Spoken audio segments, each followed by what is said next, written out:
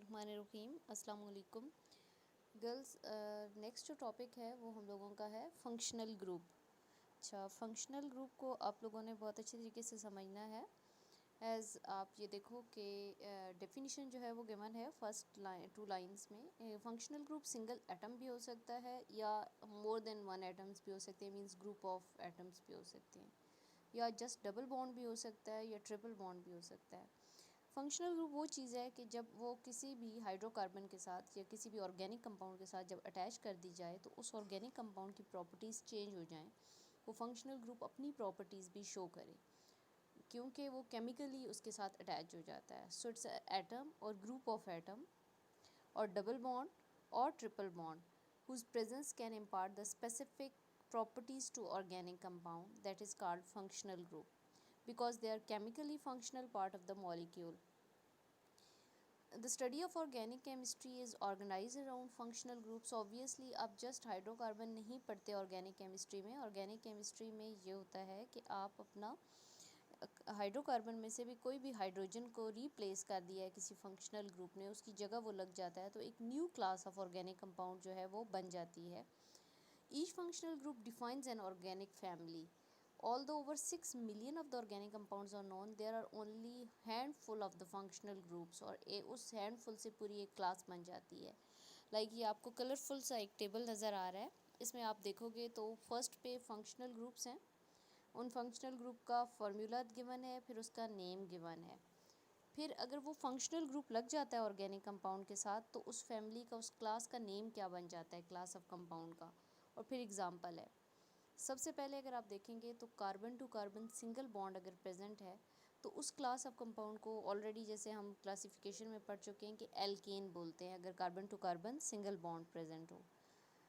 Example में आप 2 carbon वाली एल्केन मीथेन CH3, इसमें H के साथ 3 मिसिंग है, वो आप देख लीजिएगा। CH3 सिंगल बॉन्ड CH3, ये 2 कार्बन वाला एल्केन है जिसमें 2 कार्बन और 6 हाइड्रोजन आने चाहिए। फिर carbon to carbon double bond है, एल्कीन इस क्लास ऑफ कंपाउंड को बोलते हैं, CH2 डबल बॉन्ड CH2। अब आप देख लो कि ये अनसेचुरेटेड हाइड्रोकार्बन में है। फिर carbon to carbon triple bond है, यहाँ पे ट्रिपल बॉन्ड नीचे, और इसको एल्काइन बोलते हैं, CH ट्रिपल बॉन्ड CH जैसे आपको नज़र आ रहा है।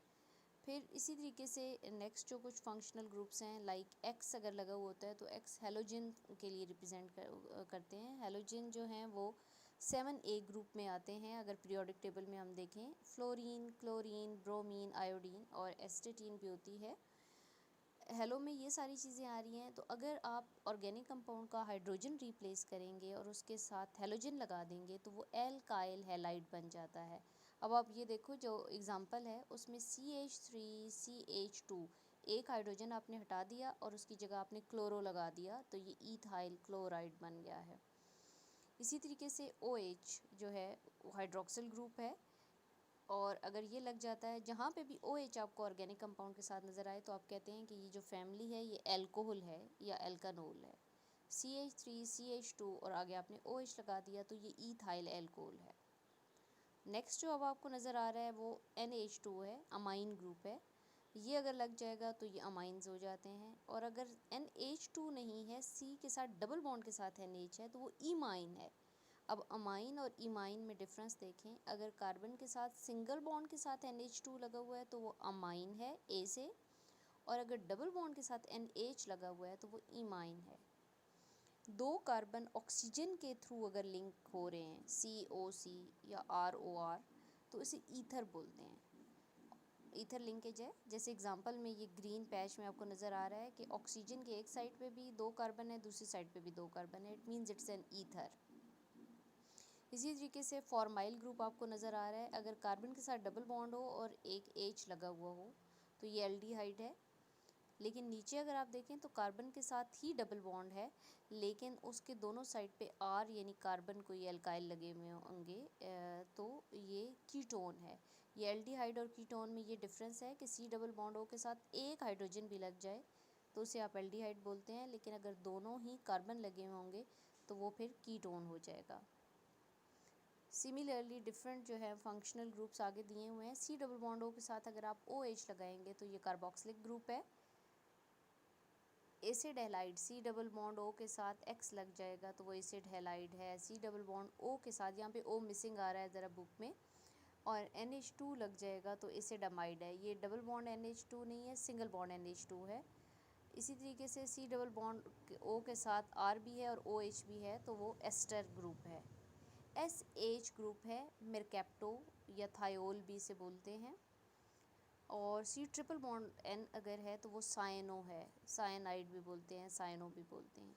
NO2, N के साथ एक डबल बॉन्ड है और एक सिंगल बॉन्ड ऑक्सीजन है, नाइट्रो ग्रुप बोलते हैं। तो ये डिफरेंट फंक्शनल ग्रुप्स हैं जो हमने डिस्कस किए। इनमें ये होता है कि हाइड्रोकार्बन्स में से हाइड्रोजन एक रिमूव कर दिया जाता है और उस वो ये रिप्लेस कर देता है फंक्शनल ग्रुप उसको, तो उसकी प्रॉपर्टीज़ टोटली चेंज हो जाती हैं। Thank you.